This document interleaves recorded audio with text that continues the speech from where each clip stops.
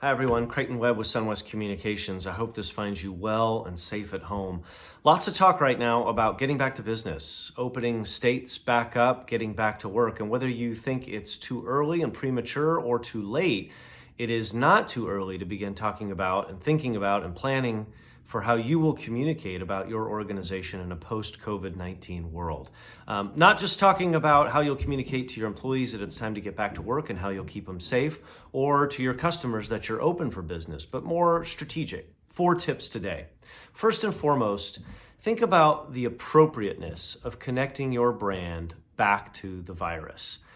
Believe it or not, organizations that have been negatively impacted by the virus, and of course those organizations that have been on the front line, have an inherent benefit in communicating who and what they are following the crisis.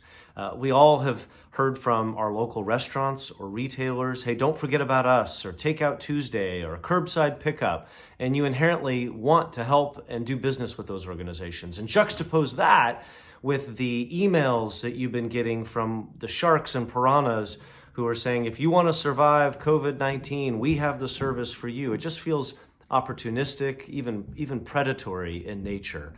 So we recommend that unless you've been on the front line or have been directly impacted, that you don't use the virus as a sales technique. If you've got a product that is perfect and can be shipped to home, and obviously there's an inherent benefit, or has been, or if you've got an opportunity around work for home, people will get it. They'll put 2 and 2 together. But think very carefully about the appropriateness in your messages going forward, and the appropriateness of connecting it back to COVID-19. Number 2, corporate social responsibility. Also important to think about as you consider giving back, cause-related marketing programs, first and foremost actually doing them, taking on some kind of an initiative that you do communicate to all of your stakeholders, your employees, as well as your customers, other stakeholders, stockholders. They want to know that you're giving back and that you're getting involved, that you're helping out the nonprofit organizations that have been on the front line. But again, how do you do that in a way that doesn't seem opportunistic, isn't clickbait, and doesn't just seem like you're trying to sell something? In other words, be authentic in your corporate citizenship and in your giving back. Third, great opportunity to communicate with your elected officials. Now, you're on the local, state, and federal level. County commissioners, city council members, state reps, state senators, as well as your members of Congress, many of whom are home from Washington, D.C. right now and working from home just like you. They want to know how you fared through the crisis, what your plans are afterwards, how you're going to get your employees back to work and keep them safe. It's a great time to reach out and build that relationship when you're not necessarily asking for anything.